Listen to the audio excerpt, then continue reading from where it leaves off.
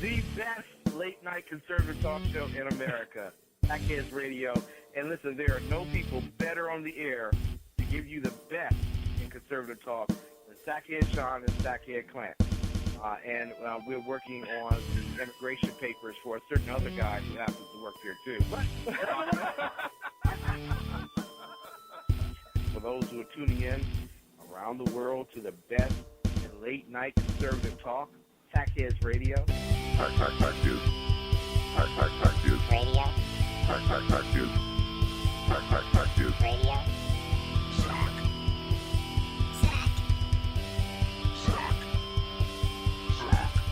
The best late-night conservative talk show in America.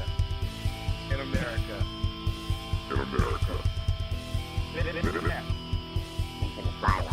And in this web was a large, I'm pretty sure it was the biggest spider I've ever seen. Yeah. Thank you, ladies and gentlemen, so very much for joining us here on the Sackheads Radio Show live on the SHR Media Network. It is the 29th of January 2015 here on the SHR Media Network. So much to talk about this evening. Thank you so much to the exceptional one, Ken McClenton, who really, I mean, you want to talk about trying to follow a tough show. He just had one of the coolest and amazing shows. It was awesome. It really was. If you didn't have a chance to go back and listen, you need to do so, especially the first hour. I mean, it was all good. Don't get me wrong, but that first hour was just absolutely awesome. He had the whole segment on sex trafficking, and just go back and listen to it because it's mind-blowing how awesome it was. So thank you so much. Thank you to Jason Miller, the Evan Miller Report. Before them, they're here every single day on the SHR Media Network at 5 p.m. Pacific, 8 on the East Coast. Tomorrow morning at 11 a.m. Pacific, I think that turns out to be 2 on the East Coast. You do have Southern Sense with Annie. Always a great show. Later on in the afternoon at 4 p.m. Pacific, 7 on the East, you're going to have Liz Laura Soldier Talk Radio here on the SHR Media Network. So we're really, really excited because there is so much going on here. You heard Ken allude, if you will, to some changes he's making on his show, and we're going to make some changes on our show. Ironically, it's right around the exact same time that Ken is. Weird, right? Yes, I know, it's weird. But we've been trying out a new platform. Now, for those of you who regularly listen to internet radio, you know the big ones. You have Spreaker, BTR. These are the big servers to get out. Live 365, which is what our server is. And they're all, what's the term I'm looking for? They all lack something. BTR just sucks, and it's getting worse instead of better. Live 365 has its sucky moments, I'm not going to lie. But their customer service is far better than BTR, and they're a little bit more of a stable platform. Little bit. Spreaker is up and coming. It hasn't been tested as much as it should be, and they're missing some, their chat isn't coming around. So about 3 or 4 months ago, I started this worldwide search, and I'm not kidding. I was looking everywhere for new software because the way I look at it is we have some pretty amazing contributors to this network and some friends of the show and some really, really good friends of other shows and some amazing voices who give you the best they can every single day. In my case, sometimes it's 50-50, but overall, everyone does an amazing job. Especially in this new media, as Ken likes to put it, we are the new media. Mainstream media is dying, and we all know that. And this collaboration of people, this collaboration of patriots, if you will, who are trying to save and preserve our nation for the next generation and the generation after that and the generation after that and so on and so forth. We know we need an outlet, and we think we found it. And the more I know about it in the future, I'm going to talk about it a little bit more, but I think you're going to be impressed because it has all the key features that all of our listeners are looking for. It has some great features on top of that, and our hosts, I should say, our hosts are looking for. So stand by because we keep trying here. We want to make it better. We want to make it awesome for you, the listeners, because really that's why we do it. You know, I honestly could record myself if I wanted to hear myself talk, or just do what I usually do, sit at my desk and talk to myself. But, you know, we put all this time and effort into the show, not to make money, God knows that, but because we think there's a message, and it's not just us, it's not just Pundit Press, it's not just the Exceptional Conservative Show, Southern Sense, or Evan Miller Report, or EDL Radio tomorrow at 3 p.m. Eastern. Agador, you know, Liz, there's more to it. And Ken talks about this all the time on his show, and I really feel that it's something we need to echo. And how can we do that? By making our product better and really, really improving our station and in our little niche and trying to get it better. So that's what we've been working on behind the scenes here. And I want you to know that good changes are coming, great changes. And I want you to stay tuned and stand by with us. If you're a broadcaster that listens to us, contact me. I'll talk about with you a little bit off the air. You can email me, Sean at shrmedia.com. Remember, all complaints go to Soko, S-O-K-O, at shrmedia.com. And really, I think you're going to be kind of blown away. So that's that. Thank you so much for joining us. I've already had a million questions in chat. Where the hell is Clint? Where the hell is Soko? Why aren't they here? Clint is sick. I think he has some sort of nose infection, so it's now covering 2/3 of his body because his nose takes up 2/3 of his body. Pitcher Groucho Marx with elephantitis of the nose. That's Clint. So I hope he gets better soon. We wish him well.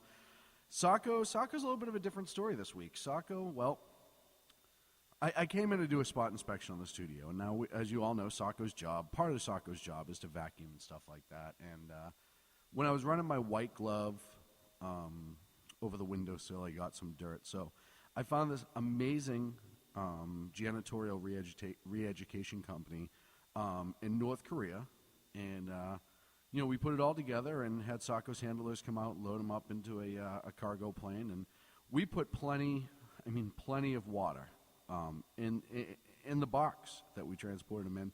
Still cheaper than Coach. We got him over there he was on a DC-1, I think, but it took him a few days. He eventually got there. And hopefully by next week he'll be back and taking better care of the place. So that's that for Soko. That's where Soko is. That's where Clint is. What does that leave? Little old me. Somehow they left me in charge. Horrible idea. And that's for me. I think it's a terrible idea to leave me in charge. But I have some great topics tonight to talk about. All around the world, one of the big ones, and I'm going to lead off with this here shortly, is Boko Haram, because I feel that this is one of the most underreported terrorist groups out there. You see news flashes, you see this, you see that, but a lot of people don't even know what Boko Haram is. They don't even realize that they're Islamist extremists. They don't realize that they have links to Al-Qaeda and ISIS. So we're going to talk about that. My goal is to try to keep every story running into the next story and have them be connected by one way or another. So I'm also going to talk about, and egg, that's something I'm going to bring up. You nailed it. Africa isn't sexy in the news, and it's not selling ads. So that's one of the big ones, too. We're going to talk about the Saudi Arabian king dying, not so much that he died, but the fact that Obama was able to somehow make his funeral, but he couldn't end up in France. And then all the blowout with Michelle's not wearing a headscarf, which is somehow getting more news than the fact that Obama could cut his India trip short. So that's kind of interesting and amusing. Let's see, where else we're going to go? And then we're going to run all over the world. I want to talk about a little bit about Russia. I want to talk a little bit about the Taliban, et cetera, et cetera. So I promise you, if you stay with the show, when I come back in about a minute and a half, we're going to get right into the topics. And really, if you want to call in tonight, and we don't take calls often on the show, but when it's me, I'll live on the edge and be dangerous. Phone number is 916-585-8255. 855-50-8406. I'm going to be back in 2 minutes here on the SHR Media Network. In a world controlled by corrupt politicians, You got a business. That you didn't build that. a team of ordinary men emerge from the ashes to give voice to the voiceless and hope to the hopeless. Sackhead Sean, Dude, I'm not saying calf for the stupid promo. Sackhead Clint, All good friends of ours usually show up drunk. also starring Soko as the producer. I'm a little bit drunk, 'cause I'm drinking. They are the Sackheads Radio Show. Every Wednesday at 8 p.m. Pacific on shrmedia.com.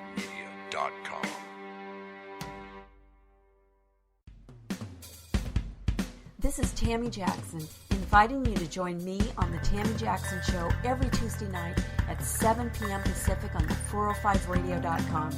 Put down that remote and tune into the show that covers politics, guns and the Second Amendment, religious liberties, sanctity of life, the military, and more.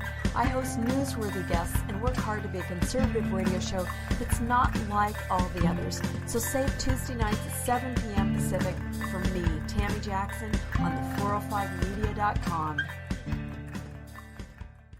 Who listens to the Andrea Kaye Show? Let's find out as we eavesdrop on listener Roger Johnson in Encinitas. You know, if our policy is going to be bring any child who comes across the border and says coordination, we have to take them in. Okay, so apparently Roger fell asleep in the middle of my brilliant political tirade, and now he plans to sue me because I put him on the air, sleeping. Obviously, he's a liberal. Snoring, not an option while listening to The Andrea Kaye Show, Tuesday mornings at 11 on Financial News and Talk. You know I'm right. Y'all know I'm right.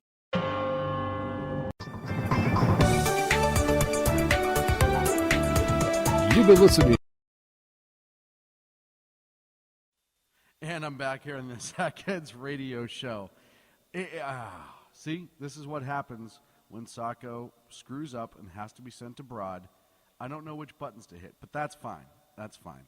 Already off the bat, I have somebody on the line. I'm not even screening tonight. I know that's so dangerous in this world, but you know what? I figured I'd make it fun. So, caller, you're on the air. This is the boss of the network, Mr. Hey, Sean how are you, Lewis. Jason? I'm good. You're in charge of the anchor chair tonight, so guess what? You have to be me tonight. If you're reading the news, God help us all. Sean Lewis reading the news. I'm not reading the news, and I've said this before. I'm going to commentate on it. I'm not reading the news. I don't read news. Nobody. You think anyone wants to hear this accent talk about news topics? No. I'm lucky enough they want to actually listen to me. Never mind just read the news. No. Horrible. Well, that's why you hired me to work at the network, because I do it for a living. Yeah, exactly. I'd rather somebody that actually knew what they were doing do the news while I do the commentary. Well, just wanted to wish you the best of luck, and make sure pronunciation is your number one key. You got to get pronunciation right, because you could be open to lawsuits if you don't do that, and might end up on Corey Evans' lawsuits across America. Well, if pronunciation's key, I'm in trouble already. Jason Miller of the Evan Miller Report, weekdays here at 5 p.m. Pacific on the SHR Media Network. Jason, I appreciate the good luck, buddy. All right. Cheers, everybody. Cheers. Good luck, Sean. Thank you. So before break, I explained that we would talk a little bit about Boko Haram. And here's the problem I have with Boko Haram and the reporting of it. Most people don't know that we don't even have a lot of information. I think this is part of the problem with Boko Haram. We don't know exactly what they have. ISIS, we have an estimate on numbers, Taliban, all these other terrorist groups. We kind of know roughly how much they have. Africa is so separated from the rest of the world through social media, through all these advances of technology. We still don't know a lot about Africa and what goes on there day to day. So as I'm doing my research, I have seen numbers for Boko Haram, membership numbers, between 500 and 9,000. That's kind of a gap. That's an amazingly huge gap for the estimates. And this is from a bunch of different sites that have this, not just one. What people don't realize is Boko Haram, essentially they're officially called Jamatu Ahi Suna Lida Atwai Wal Jihad. I have said, it took me like 20 times to try to get that. What it means is people committed to the Prophet's teaching for propagation and jihad. War. Jihad is war, ladies and gentlemen. So that's right in their name, so that should kind of sum up where they're going with it. Boko Haram essentially means something. The Western influence is going to be destroyed or something to that effect. I've seen a couple translations on that. So they're this terrorist and Islamic group who operate mostly in Chad, Niger, and Cameroon. This is the scariest part, and this is what bothers me about Boko Haram. They've killed, rough estimates as of this week, over 5,000 civilians. Now that's scary enough. 5,000 lives have been extinguished by Boko Haram. And yet the news is nowhere on it. Nowhere on it whatsoever.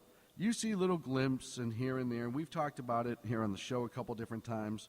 But overall, you don't see a lot about it. You don't read a lot about Boko Haram wiping an entire town.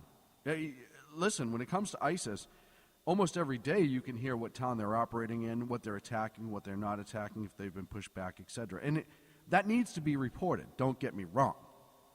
People need to know what ISIS is doing because they are a scary and imminent threat, I believe, to our nation.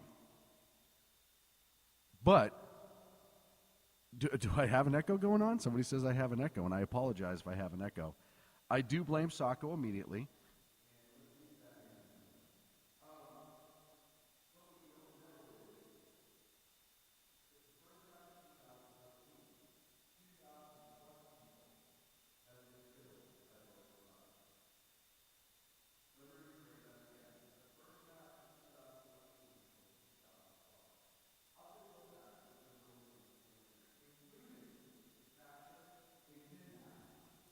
Of the 276 schoolgirls in April 2014. As a result of Boko Haram's actions, 650,000 people have fled the areas that they are operating in. 650,000 people. Estimates could possibly bring it up to 1.5 million people. Folks, let me tell you.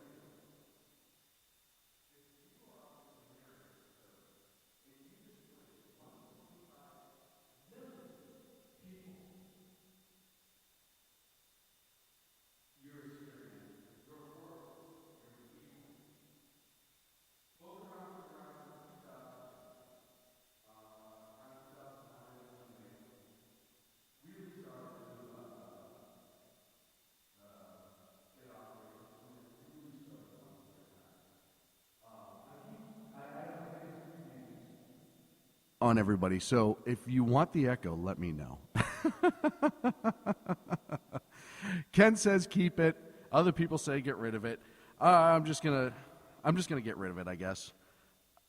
I blame Soko, and there will be floggings for this. He was supposed to have this all set up. So they're Sunnis, Islamics, and that's the other. Sunni, Shia. You always hear all those different things. Boko Haram is a Sunni Islamic fundamentalist group. In other words, they kill repeatedly in the name of their religion, and they consider themselves Sunnis. I don't even know. I'm not going to lie. When it comes down to Sunni and Shia, it's very, very hard sometimes to separate the two. But here's the good part. This is how you know they're really, really nice people. And when your flag of your group, and I've been part of certain groups, the Irish American Club in Massachusetts, things like that. I've seen the flag, etc. Their group is 2 AK-47s that are crossed, which is a symbolization of armed struggle and willingness to use violence. Well, that's nice. You know, if usually when you have a flag, it kind of symbolizes what your group represents. You know, we have a flag here, a couple different flags, but we have a Sackheads Radio flag. Why? It represents us. It's a skull and crossbones, if you will, except the crossbones happen to be microphones and the skull has a bag on his head. It's kind of appropriate. So theirs is the AK that's crossed. Oh, great. They also have, as part of their little flag, the open Quran, the Book of Islam. And then the Islamic Declaration of Faith. And the declarations reads, there is no God but Allah, and Muhammad is the messenger of Allah, etc., etc., etc., etc., etc. So they kind of fall, if you will, out of every major Islamist terrorist group that we have heard about. Al-Qaeda, ISIS, etc., etc., etc. But still no media coverage whatsoever. And really, that's kind of scary. And I know somebody said, well, you know, it's because they're not doing their job. I 100% agree. Mainstream media is not doing the job. And part of me feels that Ag nailed it on the head earlier is it's not sexy. It's not sexy to talk about everything in Africa because Africa is not sexy in the news. It doesn't sell the advertisers. It doesn't get all the people who get their opportunity to jump in front of the camera and talk about how much they know about a specific reason. It's not sexy unless Ebola is coming, and then it was sexy for like 2 weeks. And then there was the mall shooting last year. Then it was sexy for that whole week. By the way, the mall shooting was carried out by Islamist extremists from Mogadishu, Somalia. But I digress. You know, it's kind of weird to me, side note, why these groups travel to other areas to commit acts, violent, horrific acts under Islamic extremists and whatever their cause is, but they all do it in other areas. They love to cross over instead of doing it in their own neighborhoods. I just think that's bizarre. You always hear about them going to other places. So either way. And they've been around, like I said, a long time. And they're not going anywhere. They were founded by Mohammed Youssef back in 2002. And they've been raising hell ever since. So I ask everybody in the chat room, because there's nothing left to shoot in their region, Ag says. I ask everyone in the chat room and everyone who's listening. Again, the phone number is 916-550-8406 if you want to chime in on this. Why doesn't the media cover Boko Haram? And a side note, and you'll wait, give me a second on this. I'm going to tie it in. There's been a lot of talks about Prime Minister Netanyahu coming to America to speak at joint session of Congress. People have been outraged that the White House can't clear their schedule to meet with the Prime Minister. Their response is that we don't meet with heads of states and from other countries during time of elections in that country. Okay, that's all well and good. I don't necessarily agree with it in this case. I think there should be exceptions to every rule, especially in this White House. They destroy a lot of traditions on a regular basis. However, earlier this week, Secretary of State John Frankenstein Kerry happened to be in Africa, and more importantly, I believe he was in Nigeria. And while he was there, he met with President Goodluck Charlie, who is about to go for a re-election here right around the corner. So when it's appropriate and the agenda fits, the White House won't meet with certain leaders of state, but will meet with other leaders of state. I mean, seriously, why would they ever want to meet with Prime Minister Netanyahu? But they'll run all over to Africa to meet with President Goodluck Charlie. It's just something that it really raises some flags with what's going on with this administration. Now, as I live and breathe, I believe I have a dear friend of the show who called in, and I happen to recognize the number. And I want to play one thing before he has his little say, because I know it's going to start. We ain't found shit. Okay, ladies and gentlemen, Mr. Exceptional himself, I believe, is on the air. Ken, are you with me, sir? That is correct, sir. Absolutely. Ken, are you still with me? Did you hang up on me, Ken? He hung up on me. Well, it's going to be one of those types of nights. I have the echo, some people saying I'm too soft, and then the Exceptional One himself hangs up on me.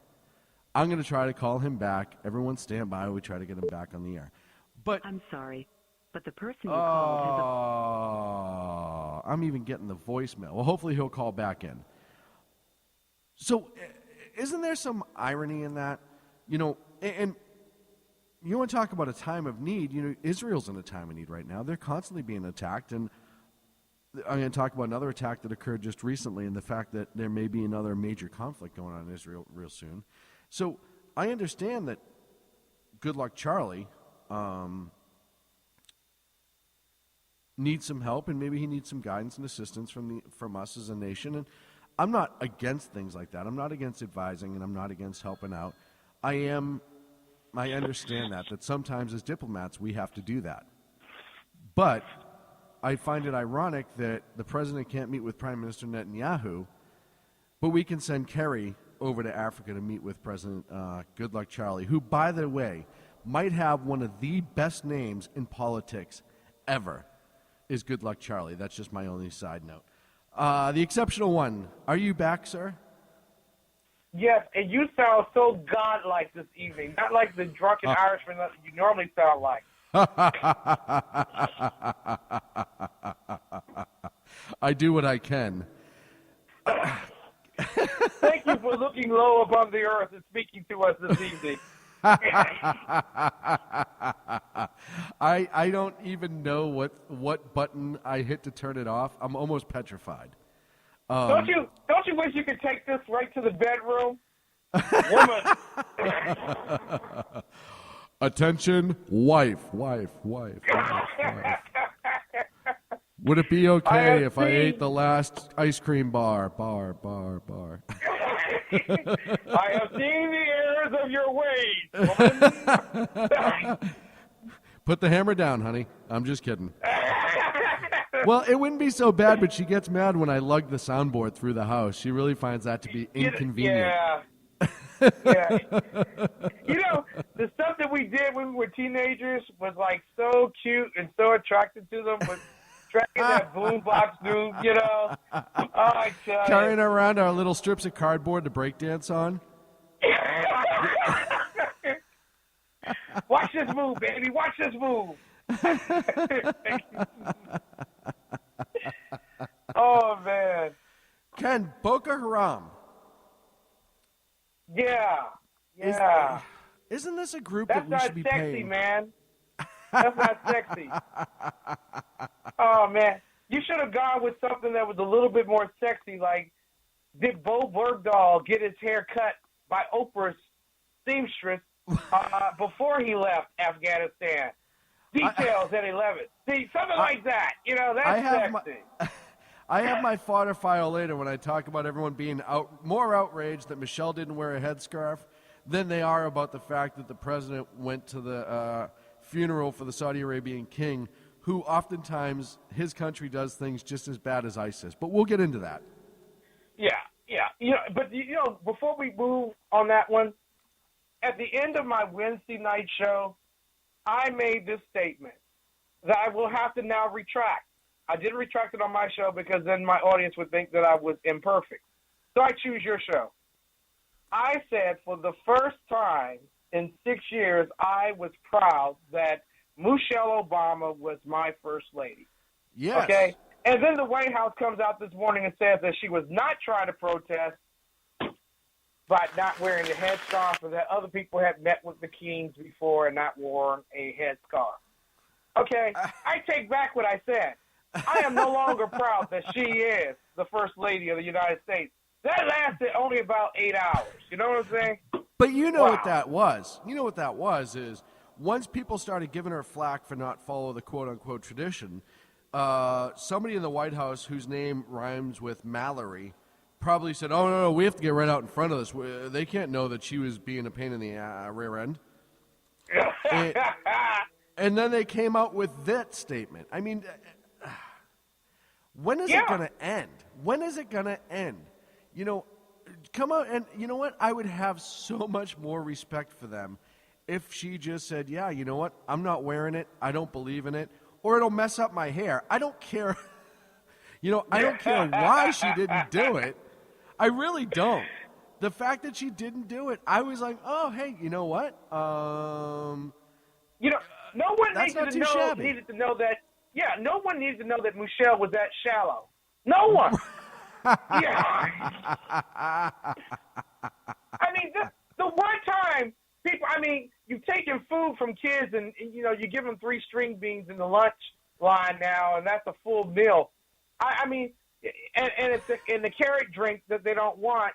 You know, for the first time, people are like, you know what? I can respect her. And 8 hours later, the White House took that away. I mean,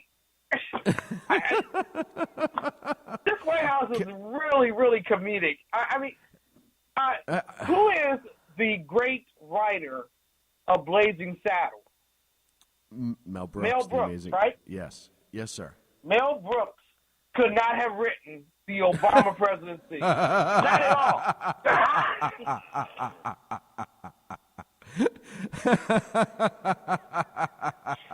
Not at all. If someone wrote this script, if it was Michael Moore writing this, they would say that he had gone off the tequila float. Okay? Oh, yeah. No one could write this script. Nope. But you know what's even worse? You know what's even worse? The GOP. Okay? How can you be so fallible around someone who's just completely incompetent? This is a great comedy series, and I think they should play it a little bit later on after he leaves Austin. I agree with you. I think this should be a weekly series, and you could just call it Battle of the Dumbs or something like that. No. Oh, remember Charles in Charge?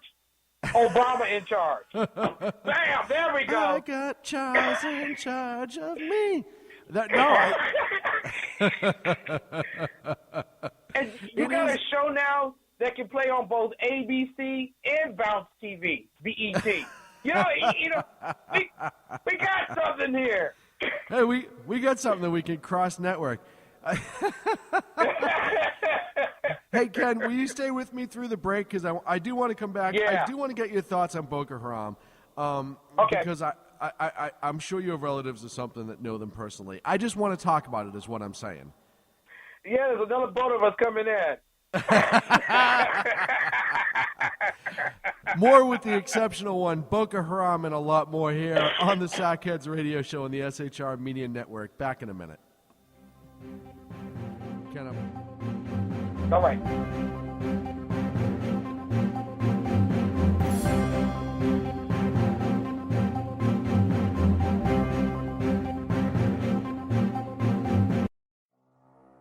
In a world controlled by corrupt politicians, You got a business. That you didn't build that. a team of ordinary men emerge from the ashes to give voice to the voiceless and hope to the hopeless. Sackhead Sean. Dude, I'm not saying cow for the stupid pro. Sackhead Clint. All good friends of ours usually show up drunk. Also starring Soko as the producer. I'm a little bit drunk, I'm a little bit drunk, 'cause I'm drinking. They are the Sackheads Radio Show. Every Wednesday at 8 p.m. Pacific on shrmedia.com.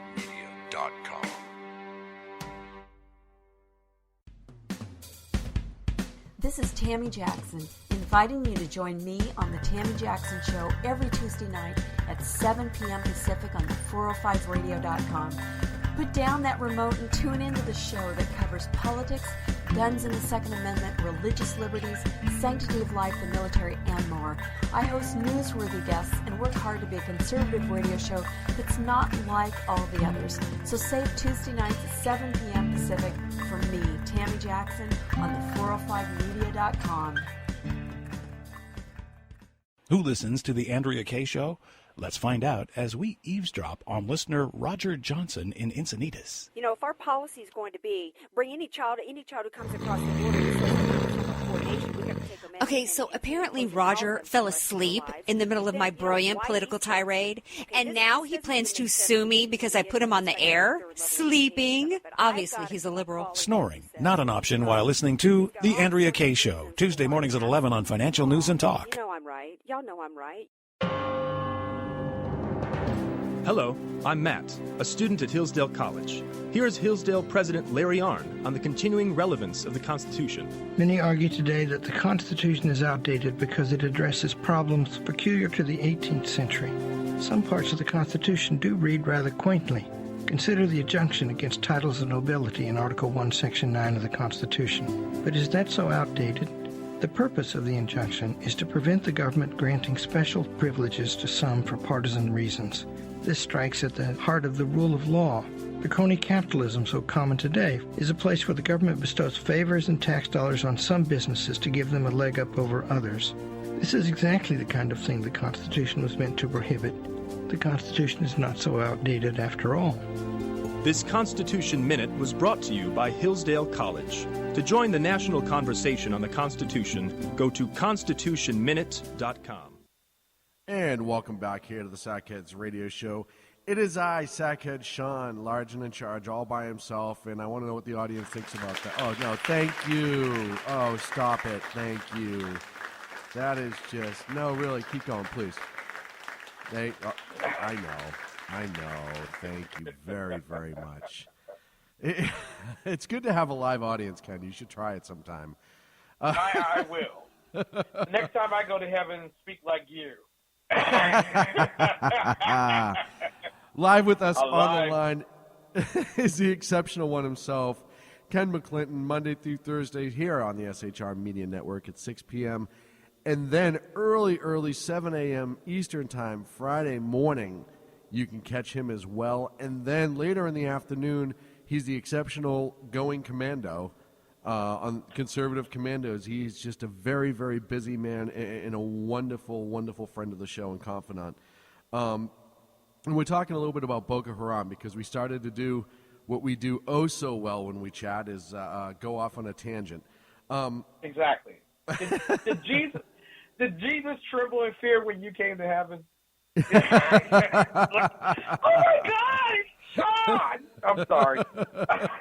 I got to the gates and St. Peter was like, really, a megaphone? And I was like, well, you know. He was like, yeah, you're not coming in yet. Head back down. Okay. But you know, I think you're onto a very huge topic because there are distinct comparatives between Boko Haram on the west of Africa and ISIS in the Middle East. And we are sincerely, under this particular administration, being hoodwinked and bamboozled and led astray, taking our eyes off the fact that terrorists are terrorists, and you have to define the enemy as they are so that you can fight the enemy both within our culture and outside of it. And Boko Haram, I feel sorry for the leader of Boko Haram because, you know, to be honest with you, the guy went through a city just last week, or maybe 2 weeks ago, went through an entire city and killed 2,000 people, and he wasn't on the cover of the Wall Street Journal or anything else. I mean, it was like on page 816, you know what I'm saying? It's like, what do I have to do to get front page? Well, you think that maybe they'd replace their PR person or something. Something has to break. Something. But there is an alliance. I'm sorry. No, that's fine. There is an alliance between those two. ISIS and Boko Haram. Go ahead. Absolutely, I think there's an alliance. And, one of the points that I want to get to, and I can jump into it now, is why we are dignifying these individual groups by their little name instead of just calling them Islamist extremists in Africa, Islamist extremists in Iraq, et cetera, et cetera. And I know why the administration do it because they want to be the world police and they want to be everyone's buddy and friend. But why isn't those of us in new media and those of us who are kind of trying to change the face of that, start calling them what it is instead of calling them Boko Haram, which I call them that because that's the only way people know it. Yeah. But we have to do a better job of informing people of, hey, this is the same Islamic extremists that attacked the World Trade Center. It may be a different group per se, it may be a different cell, but it's still Islamist extremists, as they are in Bali, as they were in France, as they were everywhere else where they're killing people in the name of Allah in their book. And that's something that I think we have to stop dignifying them as individual groups and teams, if you will. It's like if you run down all the different, it's like a sports team. Well, this week Al-Qaeda beat the local Syrians 3-2. Boko Haram beat up the Nigerian military 4-1.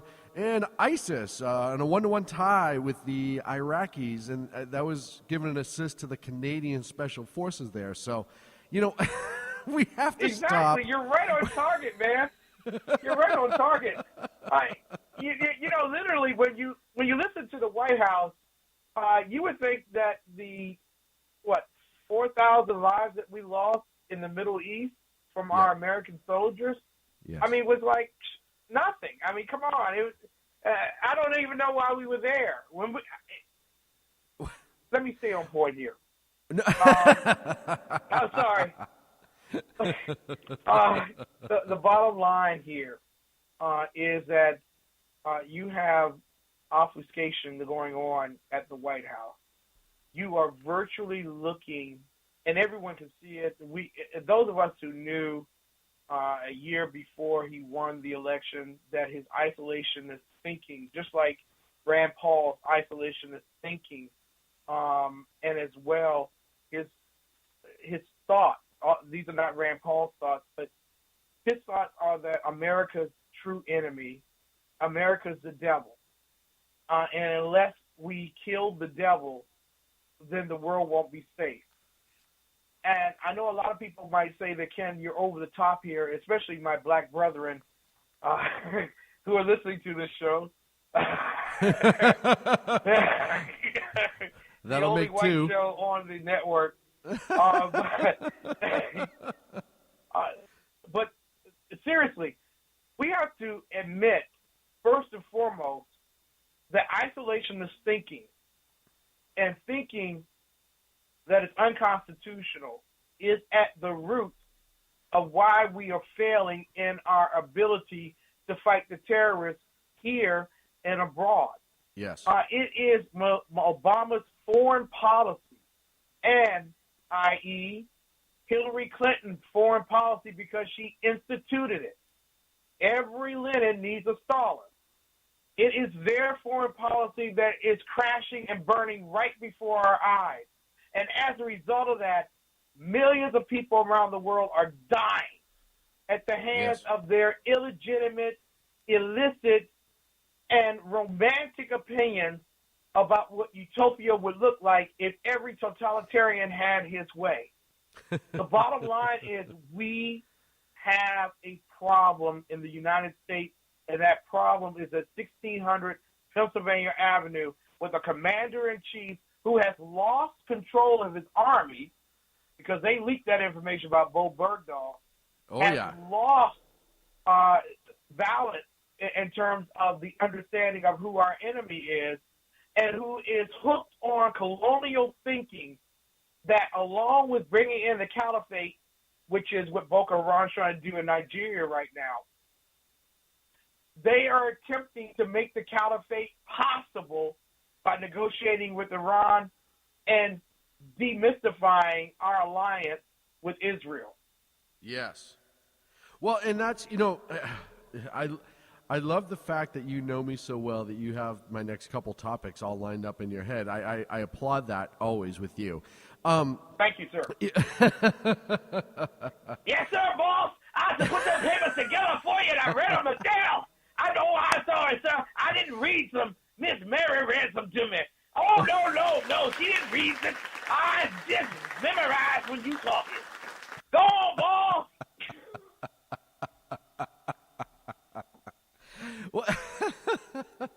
Well, and so we know that part of the problem with this president's foreign policy is that he everything's a red line. Everything's too little, too late. Actually, right about here, it would be Clint that would jump in because Sean is rolling all over the floor laughing. I'm sorry. Go right. Oh, man. Part of the problem with this administration is they've been too fearful to take the fight to the people that need to have the fight taken to them. He doesn't want to be the president of war. He tried to vilify Bush for what he did after 9/11 as being the warmonger, and we're not the party of war, et cetera, et cetera, et cetera. Tell that to LBJ. But, it's one of those things that he's afraid to take this fight because he doesn't, but he also will not support the nations that will take the fight. And you brought up Israel. You look at right now our relationship with Israel and the outrage that's coming out of some people that Prime Minister Netanyahu's been invited to speak, and how dare they bring him here. And I'm not meeting, the petulant child is the petulant child. Well, I'm not seeing him if he comes here because we got to come up with an excuse. What's a good excuse? Oh, yeah. He's just about to have an election, and historically the White House doesn't meet with any head of state that's having an election. So, bull. I know, right? I thought that was the best BS lie that they've ever come up with. But Israel has been having this issue with Hezbollah, Hamas, Palestine, and they're all really proxies of Iran. That now there are reports that Hamas is being infiltrated by ISIS and almost kind of forced aside by ISIS. ISIS trying to muscle in on the territory, which, if you think of the old mob back in the 60s and 50s and 40s, that's what they used to do, is they'd get into a little bit of a turf war to take over more power, which is what they want to do. And our administration is trying to meet and sit and play poker with Iran. Yeah. What does that say? What does that say to our allies? Well, I think our allies after the first term, and this is to be honest, because a lot of people raise that, and especially conservative talk show hosts, in order to keep people's attention for the next 2 years. I'm going to let you all know, and we had Dr. Sylvan Sherratt on, who is a member of the Center of Values and Visions at Grove City College in Pennsylvania, and he does his work from France. And he laughed out loud. He laughed, but he was also angry at the fact that our foreign policy has denigrated to the point that our ambassador is not a prudent and wise diplomat, but one who actually plays a guitar and sings hit songs. James Taylor. We have really gotten to a point of complete and total embarrassment on the world stage. I mean, literally, there are world leaders who, when you bring up the name Obama, give me a second. Hold up. Oh, that hurt. Oh.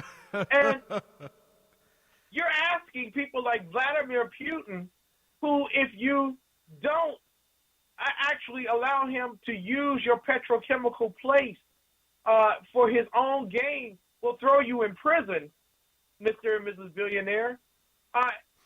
For all those people who believe that money makes a difference in the world. The bottom line is people don't care about this administration anymore. The world has left the stage, getting out of this president. It's the CNN crowd, the MSNBC crowd, and the conservative talk show hosts of Fox News who want you to believe that Obama makes a difference on the world stage. The only way that he makes a difference is with his military. And when the commander-in-chief sends 3,500 troops to the Middle East for the purposes of garnering intelligence and sends another 800 to fight Ebola in Western Africa, every real commander-in-chief who has an army, including ISIS, is rolling on the floor that this man doesn't understand military strategy. He doesn't understand diplomacy. Whatsoever. And it's not that he doesn't understand it. It's he's purposely doing this because he doesn't want us to win. That's my opinion. Well, either that or he's so worried about his damn image that he's afraid to actually commit. And that's the scary part. And one of the things that he does that I just don't understand is I think he's one of these presidents who thinks he can set guidelines and rules for the military and kind of interject on what he thinks they should do. And guest 22 and the 75 in the chat room nails it. He doesn't know how to use the military. And one of the things that he does not do well is say, here is your objective. I want these guys eliminated from this area because they are a threat for reason X, Y, and Z. Go. Right? Yeah. That's what a good leader does. You delegate your authority. If you are in charge of any sort of major corporation, you're not going down to the production floor and telling them how to produce things. You're saying, I want these items produced the best way possible and for the cheapest amount of money or whatever your goal is. You go do that. This president doesn't do that. He has all these ROE rules that are just ridiculous. He doesn't like to call it terrorism. He absolutely undermines our own military. I used to think that when people would talk about the purge in the military 3 years ago and how he got rid of certain generals and stuff like that, I was like, oh, all right, that's a little Alex Jones fringy sometimes. But then you started seeing the people who were getting eliminated or quote-unquote retiring, and I was like, oh, well, all right, well, maybe I was just, there's still ironic. I mean, there's still just some irony involved. It's not that. And then what they did to Petraeus, I said, oh, wow, okay, I'm way off. Like, exactly. But this is the way I want people to take a look at it, and hopefully I'm not coming up against a hard break because I'm going to make this very succinct if we are. 8 minutes for 8 minutes to the stop. 8 minutes. Okay. This will not take up the full 7. So here we go. And I'm not going to lie, I think Ag's on hold, and while we're talking, I'm trying to figure out how to do the conference on this, so keep going. But you don't put a Ford motor on a Toyota and expect the Toyota to work the way it's supposed to. Okay? Why not? I think, I really believe, without a shadow of a doubt, we do ourselves as citizens a disservice. Now, according to the Constitution, we're supposed to be guaranteed a Republican form of government. Yes. And that's the role of the Congress as well as the role of the president in terms of executing the law. But we have someone who has a philosophical and ideological difference of opinion of how America is and should be. So when we take that person who is ideologically bent, cracked, and we put that engine into that pristine Toyota, and then we turn the engine on, cracked as it is, disheveled as it is, broken as it is, and we turn on the engine and we expect it to run like a Republican form of government, it will fail each and every single time. And so the question becomes, what are we really expecting out of this administration that's any different from what they're doing? Nothing, in fact. And if we continue to argue that he's incompetent, then we argue that we're incompetent. No, I think we made the American people made two big mistakes, 2008 and 2012. And the bottom line is, you got an individual in there who purposely doesn't want the military to work because he's against the American military. He believes that it has been the strong man to the world's strong man. You have someone in there who doesn't want churches to take care of the poor because he believes he can enslave everyone with poverty coming from the government. You have someone who really believes that it is the role of a nation to be under a totalitarian regime with the access to capital spending, i.e. Cuba. The bottom line is very simple. It does not fit America. Yet America keeps trying to work that little piece of crap with a broad iron into the engine and make it work. Ain't going to happen. So the bottom line is, I believe he wants to see a caliphate. I believe he wants to see Iran with nuclear arms. I believe that he wants Israel to move 10 miles to the west into the Mediterranean. That's what I believe. And then he's forming an opinion and policies that make that happen. It's one of two things. It's either nefarious or it's complete incompetence. But either way, it's happening. Yeah. Well, that's the scariest part. Nefarious is now. Incompetence was us.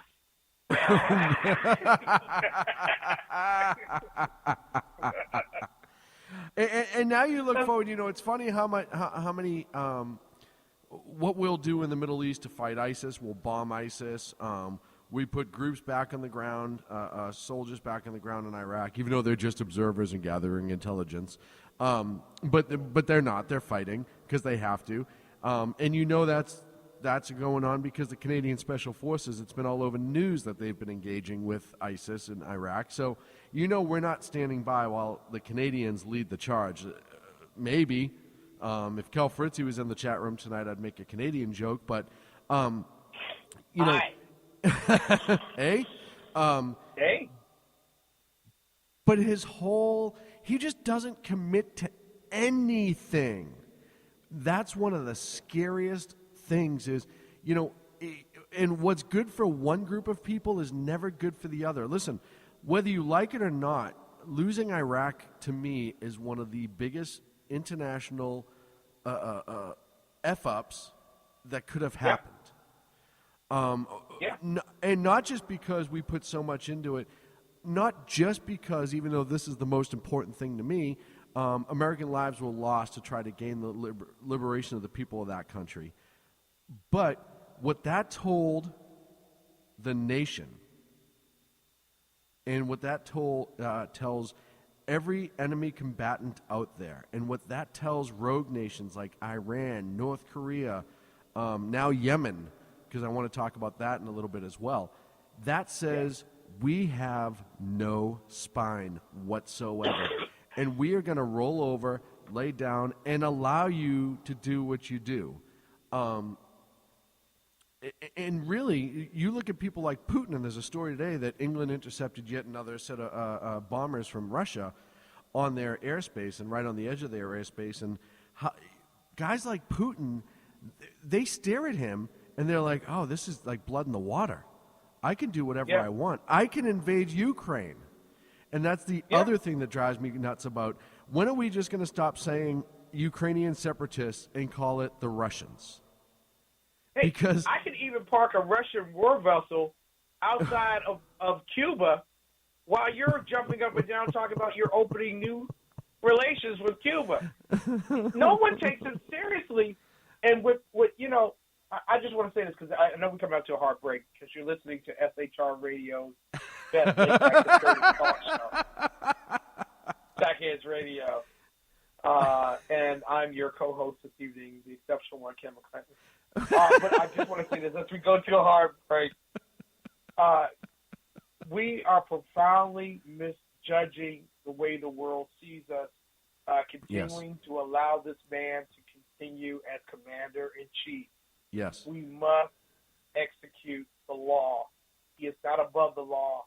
And Bo Bergdahl is an example where he has taken the law beyond the course that it should have gone. and we as a nation beyond where we should be. Well, when I come back, I want to talk about Bo Bergdahl. I want to talk a little bit more about Israel, and I want to talk about a whole litany of different things. So it's going to be the lightning round. I also know I have Agador on hold. I haven't forgot about you, Ag. We will bring you in once I figure out how to conference, or maybe I'll let the exceptional one grab a drink of water. But give me 3 minutes. Give me 3 minutes, and we will be back here on the Sackheads Radio Show. I am your host for the evening, Sackhead Sean. We will be back here live on the SHR Media Network. Right back in. Controlled by corrupt politicians. You got a business. You didn't build that. A team of ordinary men emerge from the ashes to give voice to the voiceless and hope to the hopeless. Sackhead Sean. Dude, I'm not saying calf for the stupid pro. Sackhead Clint. All good friends of ours usually show up drunk. Also starring Soko as the producer. I'm a little bit drunk, 'cause I'm drinking. They are the Sackheads Radio Show. Every Wednesday at 8 p.m. Pacific on shrmedia.com.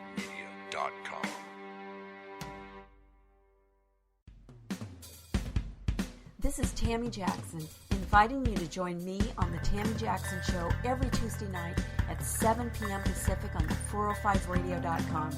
Put down that remote and tune into the show that covers politics, guns and the Second Amendment, religious liberties, sanctity of life, the military, and more. I host newsworthy guests and work hard to be a conservative radio show that's not like all the others. So save Tuesday nights at 7 p.m. Pacific for me, Tammy Jackson, on the 405media.com. Who listens to the Andrea Kaye Show?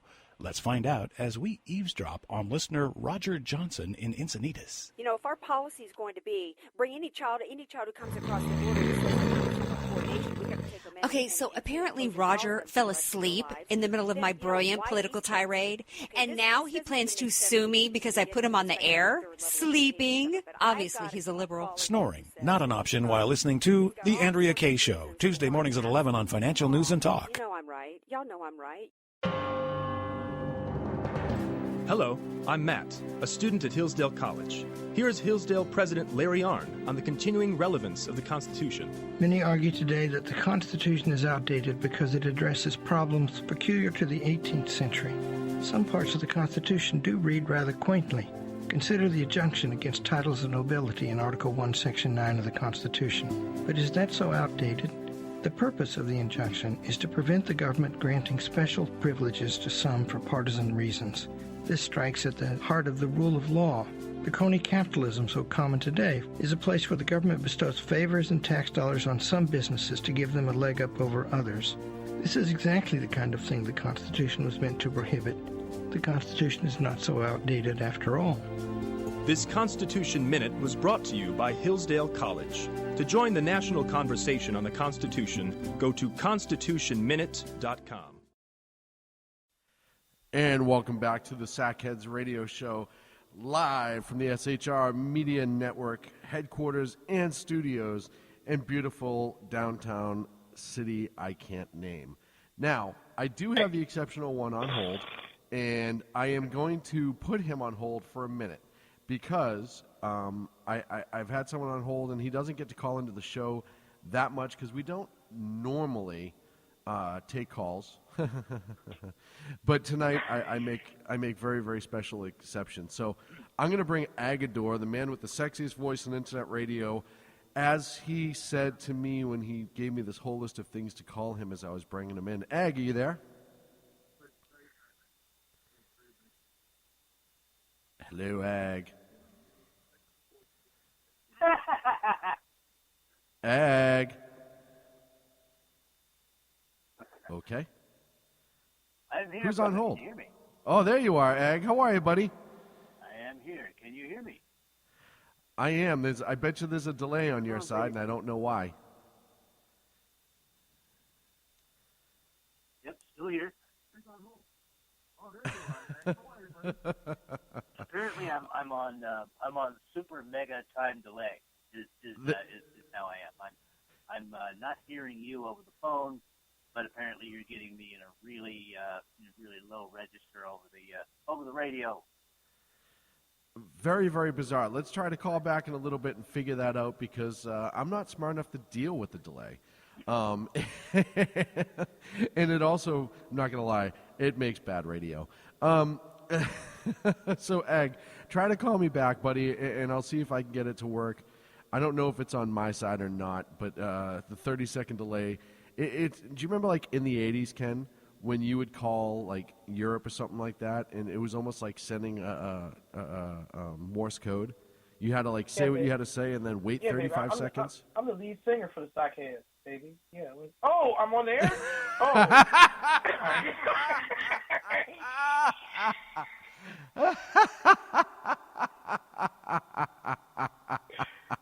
Yeah.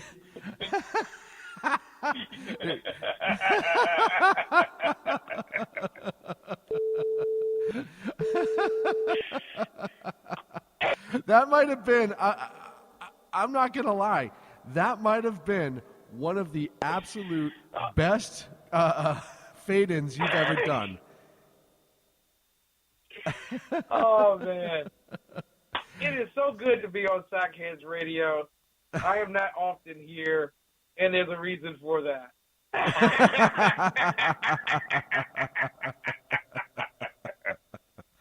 So, we were going to break, and I was talking on Twitter and direct messages, and he asked me to keep his name quiet because, believe it or not, he fears retaliation. But I was speaking with a young man that I'm Twitter friends with over in Israel, and he's about 17, and he's one of our followers, and he actually listens to the show fairly regularly. And he says, what the hell is wrong with your country?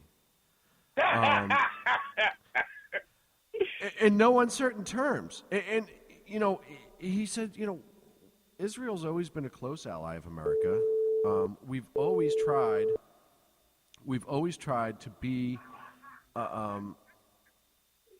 close with America. So why are we cast aside by this administration? Why is this administration trying to hurt us so much? Why can't they realize, and why can't your country realize, that we are under constant threat? We're surrounded by countries and people that want us dead. And we need your help. Isn't that scary? No, what's scary is actually his belief after 6 years of watching his prime minister be humiliated, buffooned, denigrated on a world stage, that actually there is some compassion of heart in this man. That's scary to me. Yes. What's scary to me is when you have the prime minister of the only ally that you have, and I do mean that, the only real ally that you have in the Middle East. Yep. And you leave him at the dining room table.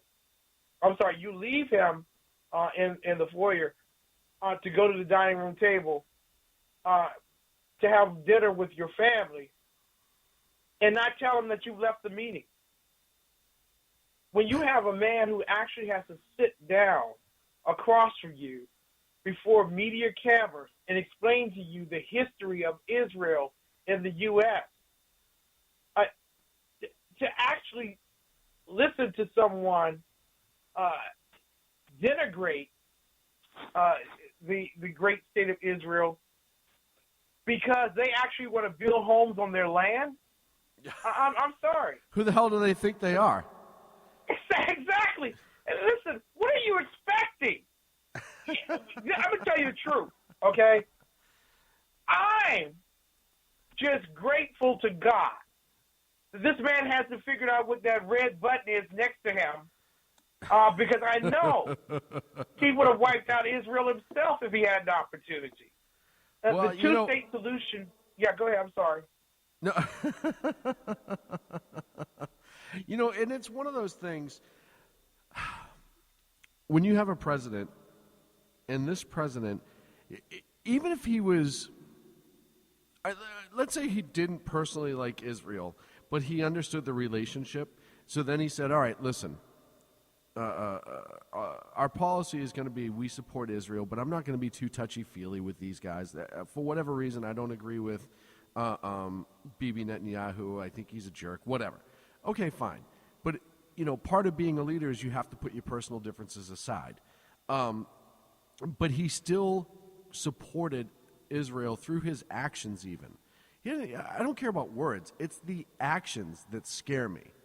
And when you won't meet with the prime minister of one of our closest allies, but you will try to negotiate with Iran, the country that has sworn they would wipe them off the face of the planet, our number one ally. Yeah. It says a lot about who you are as a person. I want to jump out of Israel because speaking of... Can I say this real quick about Israel? Yeah. And this is where I blame Bibi. Bibi and I go back a long way. You and the Beepster? We shared the same ramen noodles. No, when you guys were just young bucks together? Exactly. Just hanging out, you know what I'm saying? Hey, same synagogue, your parents, my parents, No, but in all seriousness, this is where I fault the Israelis, and you can tell your friend, this is from me, this is where I fault your people. When you run around and you entertain the ideal of a two-state solution to your one-state issue, you are a sovereign state. You don't have a problem. It's those guys who are sitting up there who have 41 other states around them that they can move to, but they don't want to move because they want to throw you into the ocean, and the other states don't want them because they know that they are hecklers and havocers and God-swelling Philistines. When you know that, you don't want those Philistines in your country. So the bottom line is the real one-state solution is the only solution here. Israel needs to toss these people and blow up Gaza. Then we can start talking about what's wrong with my country. Yeah, I agree. And I think they understand that as well. But would it be safe to argue that the Israelis have moved in that position hoping to fix negotiations or fix the relationship with America? No, they've moved in that direction because they have liberals that move to Israel, liberals that move out of Europe and Russia into Israel, and have taken on the cause of many liberals around the world that believe that Israel is the problem. It's kind of like when people leave New York for Texas because the company left to create jobs there, but they don't change their liberal viewpoint. They believe that it was by their efforts that company moved from New York to Texas to create jobs. The bottom line is they bought into this two-state solution under the Jimmy Carter era. And speaking of which, another foreign policy era of American history that hasn't worked out too well. They bought into this two-state solution. They've been trying to ease a two-state solution onto themselves and their people because the liberals have sold them hook, line, and sinker this bill of goods. The bottom line is the only state solution that Israel has is a one-state solution, and everyone else has to go. If they continue, and this is where Prime Minister Bibi has his problem, he continues to negotiate under a two-state solution facade. It's not going to work. It never was intended to work. And by golly, if you give up any more land from your 1948 settlement, you might as well just erase Israel off the face of the world without any nuclear attack from Iran. Well, and I think part of the problem is I blame the world as a whole as well, though, because instead of anybody standing up next to the Israelis and saying, hey, no, the one-state system works, so many nations were like, well, you should think about talking to them, because if you talk to them, maybe, like Barbara Boxer says, if you put down your guns, then all the other people who have guns will just put theirs down, and there won't be any problem. And I think they keep believing that, all right, maybe if I give just a little bit, the rest of the world will understand that I'm not the jerk in this.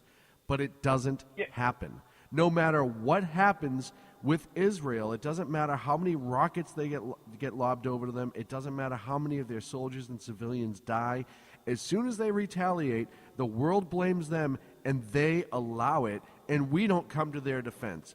I got to close this matter because I would talk. You know I'm a huge supporter of Israel.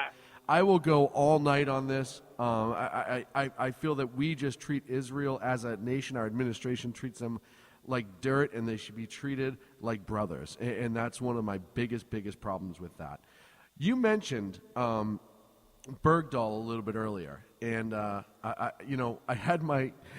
This is what happens when Ken and Sean get talking, because I had all my topics lined up, and one led into the other through specific things, and now I've lost it all. So I'm sorry. That's just an exceptional kind of thing to do. It is so exceptional of you. You know, all the talk about Bergdahl this past week, and it looks like they're going to file charges against him for desertion. I wrote an article, by the way, for those who don't know, this last week was a big week for me. I've been asked to be a contributor to Pundit Press, which I accepted, so I'll be a regular written contributor over there. And also SavingOurFuture.com. I've been asked to be a regular contributor for my written stuff over there. So if you get a chance, check out both of those amazing websites. Tell them I sent you, read all my stuff, share it, like it a bunch of times, sign in under different names and leave comments about how amazing I am. That's what I like to do, et cetera, et cetera. Moving on. Bergdahl's probably going to be charged. It's no real shock. What the shock is what we traded to get a guy that we want to prosecute. And isn't it amazing how there's been other soldiers who have been held and killed that we couldn't get back, but a guy who allegedly deserted, and there was overwhelming evidence that he deserted, we traded 5 enemy combatants for the Taliban, and we get him back only to prosecute him. Doesn't that seem like a bizarre conundrum to you? Like, what was the thought process that goes into that? Let me just say here first and foremost that the most amazing thing about the Bo Bergdahl issue isn't the trade, because we know that if he could have traded every person from Gitmo for Bo Bergdahl, he would have done it, would have shut it down, and he would have claimed victory over terrorist attacks, and he would have brought all the troops home, and he would hope that people would say that he was the greatest peacemaker in the history of mankind.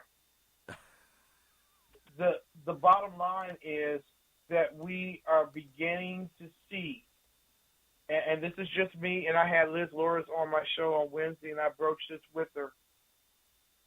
There is a great disdain for the Obama administration inside the Pentagon and on the battlefields of America.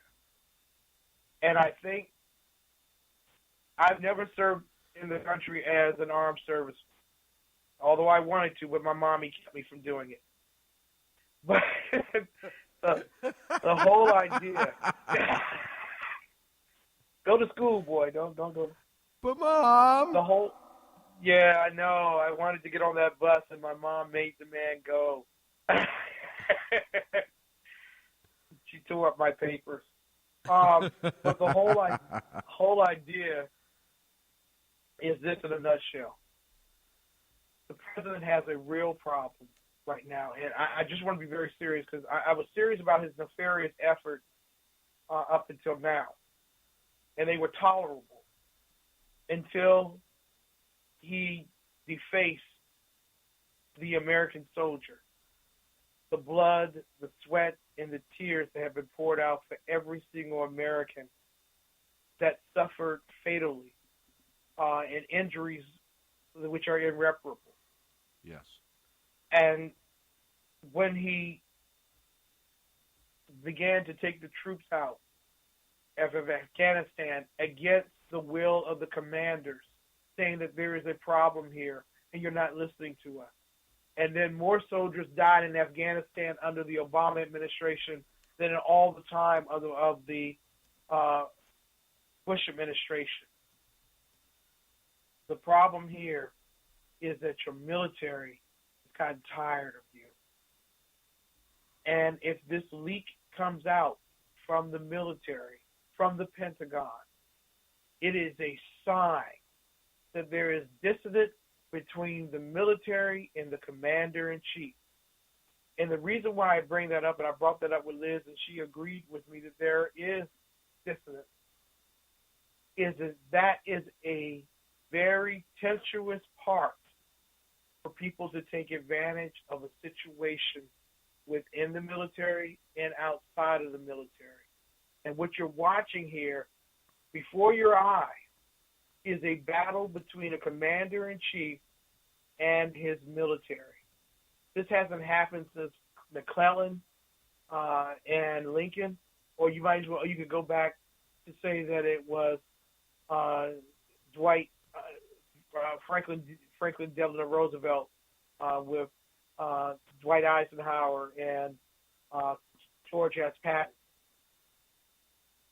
There is a war going on right now in our military, and I'm not too certain if this administration will be able to hold up, because this is a small leak. Imagine how many other leaks that could be amassed and how many other congressmen can be chastened to receive that information that was once considered secret, but now part of investigation against this administration in its handling of military affairs in Afghanistan, in Iraq, and other places around the world. This is a sincere and serious issue right now. And trust me, this administration is trying to find out who the mole was, and they will do whatever they can to eliminate that mole by any means necessary, I would say. I would agree with that. I really would.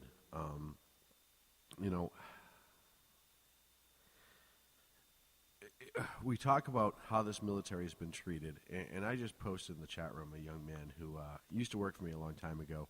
His name's Will Hoover. He just returned home from an attack in Afghanistan that happened back in August, and he's one of the only guys that was right there when it happened to walk away from it. And when I think about how our military gets treated from this administration top to bottom, we talk about this with Liz a lot, I think of people like him. I think what we don't do as a nation, what we need to do more, is put a name and a face to when our military is left mistreated, and when our military is not done right. I had a young Marine who did a tour in Afghanistan, who still currently works for me, when Iraq fell to ISIS, who wanted nothing more than to sign back up and go back over and get it, not for himself, but for all the people that died trying to free and liberate that region, especially Fallujah and stuff like that. And to this day, he talks all the time that if he could, he would sign up with the Kurds to help fight ISIS, because he believes it's the right thing to do. And the military is overwhelmingly believe it's the right thing to do, that the threat needs to be extinguished before it reaches our shores in dividends. And again, what do they get from this White House? Rhetoric, mistreatment. The president can't even stop at a VA hospital in Texas. The VA has yet to be fixed. But thank God we have Obamacare, because the VA worked out so well that we must be able to do it countrywide. It's deplorable. It's absolutely deplorable. I think the Obama administration would have been able to make the tour to the VAs if King Abdullah had died at one of the VAs. I think they would have been able to make it. Or they at least would have sent John Kerry. As long as it wasn't a VA outpost in France. But what's really, a lot of people say that, Ken, you're over the top when you talk about him being so nefarious that he's so Manchurian. You're really over the top, Ken, and you're disrespecting the office of the presidency, and that's why I don't respect you as a talk show host or whatever. And that's fine. If you hold that opinion, that's great. But I want to give you the starting lineup for the 5. The ISIL team, the starting 5 that were released for Bo Bergdahl. Kahia Ullah Saeed Wali Saeed-Kwa was an early member of the Taliban in 1994. Wow, Taliban's not an enemy, huh? And he is back on the battlefield out of Pakistan. How about starting forward, Mullah Muhammad Fauzi? He commanded the main force fighting the U.S.-backed Northern Alliance in 2001 and was the chief army staff under the Taliban regime. Gee, Taliban's not a problem, is it? Well, he's the starting forward. He's back on the battlefield. How about the starting center, Mullah Narullah Nouri? Nouri served as governor of Balkh province in the Taliban regime. Wow, there's a theme nice. here, huh? He's back on the battlefield fighting. How about their point guard, Abdul Haq Bazik? The point guard. Bazik was the deputy chief of the Taliban regime's intelligence service. His cousin was head of the service. Talk about nepotism. He's back on the battlefield fighting against American troops. And then finally, the starting guard, shooting guard, Muhammad Nabi Amari. Amari was a minor Taliban official. Wow, see, you graduate from Taliban U and you get to be a starting member of the JV. Tell you. Tell you. I tell you. Let me tell you something. I tell you something. Go tell. Go tell. He's on the battlefield. All 5 are back on the battlefield. Yeah. Shooting at our American troops. Yep. It's a disgrace. I ask you if their head coach, Obama, has done a wonderful job in that 4-member trade for Bo Bergdahl. You know what I'm saying?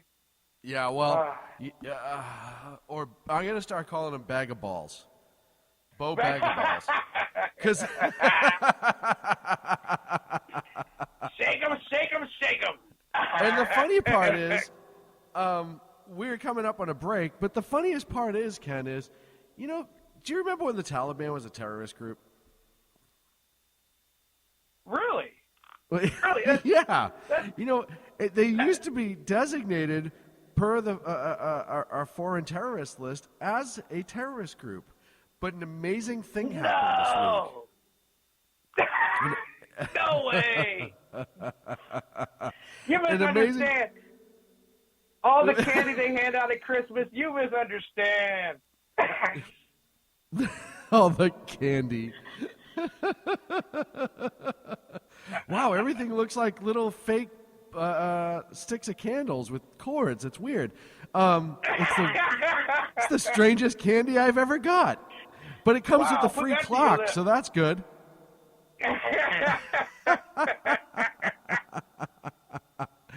When we come back, I want to talk to you about the new designation for the Taliban, an article that I wrote, and why I believe the designation has changed. The exceptional one will stay on the line because his contract demands it. Yep, that's it. I'll be working for the ball. Thank you so very much. We'll be back in 3 here on the SHR Media Network. In a world controlled by corrupt politicians. You got a business. You didn't build that. A team of ordinary men emerge from the ashes to give voice to the voiceless and hope to the hopeless. Sackhead Sean. Dude, I'm not saying cow for the stupid promo. Sackhead Clint. All good friends of ours usually show up drunk. Also starring Soko as the producer. I'm a little bit drunk, 'cause I'm drinking. They are the Sackheads Radio Show. every Wednesday at 8 p.m. Pacific on shrmedia.com.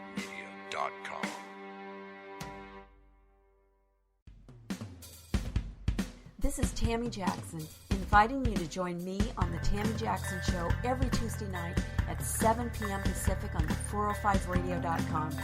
Put down that remote and tune into the show that covers politics, guns and the Second Amendment, religious liberties, sanctity of life, the military, and more. I host newsworthy guests and work hard to be a conservative radio show that's not like all the others. So save Tuesday nights at 7 p.m. Pacific for me, Tammy Jackson, on the 405media.com. Who listens to the Andrea Kaye Show? Let's find out as we eavesdrop on listener Roger Johnson in Encinitas. You know, if our policy is going to be bring any child who comes across the border to coordination, we have to take them in. Okay, so apparently Roger fell asleep in the middle of my brilliant political tirade, and now he plans to sue me because I put him on the air, sleeping. Obviously, he's a liberal. Snoring, not an option while listening to The Andrea Kaye Show, Tuesday mornings at 11 on Financial News and Talk. You know I'm right. Y'all know I'm right. Hello, I'm Matt, a student at Hillsdale College. Here is Hillsdale President Larry Arnn on the continuing relevance of the Constitution. Many argue today that the Constitution is outdated because it addresses problems peculiar to the 18th century. Some parts of the Constitution do read rather quaintly. Consider the injunction against titles of nobility in Article 1, Section 9 of the Constitution. But is that so outdated? The purpose of the injunction is to prevent the government granting special privileges to some for partisan reasons. This strikes at the heart of the rule of law. The crony capitalism so common today is a place where the government bestows favors and tax dollars on some businesses to give them a leg up over others. This is exactly the kind of thing the Constitution was meant to prohibit. The Constitution is not so outdated after all. This Constitution Minute was brought to you by Hillsdale College. To join the national conversation on the Constitution, go to constitutionminute.com. And we're back here on the Sackheads Radio Show. Thank you so much for joining us this evening, having a great time with the exceptional one who has become my de facto co-host for the evening. He thought he was going to be able to slide in and slide out like some sort of funky, cool man, but I got him. I caught the tiger by the toe, if you will. Slippity slide. Get about your troubles. With sail. I cannot wait for Freedom Fest 2015 because it is going to be the first time. You know, we've been friends a long time now, and I think it's going on 3 years. Yeah, right around 3 years, and we've never had the ability to sit, have a beverage, and really go face to face and kind of talk. And that's, I think, one of the most exciting things. Now, Freedom Fest is going to be exciting for us as a network and as shows because we think it's just going to be an amazing event. We think there's going to be so many great things that come out of it for so many people. It's going to be outstanding. But for me, there's some wonderful people that I'm finally going to be able to sit down and shake hands with and put my arm around that I've wanted to for so long. And the exceptional one is at the top of that list. And I really look forward to that in Freedom Fest in July and May. And another cool thing, if you folks are bored and you guys, folks at home, want to email somebody, email the Freedom Fest people and tell them how bad you want the SHR media to be the official broadcast media of Freedom Fest.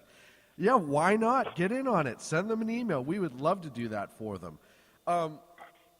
Before we went to break, we were talking about the Taliban. And the Taliban.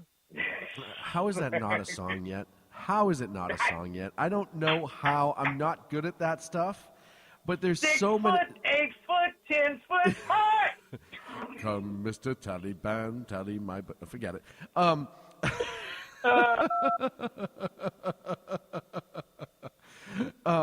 But oh man! But the Taliban, who has been a terrorist group since I really think since Jesus bought his first sandals.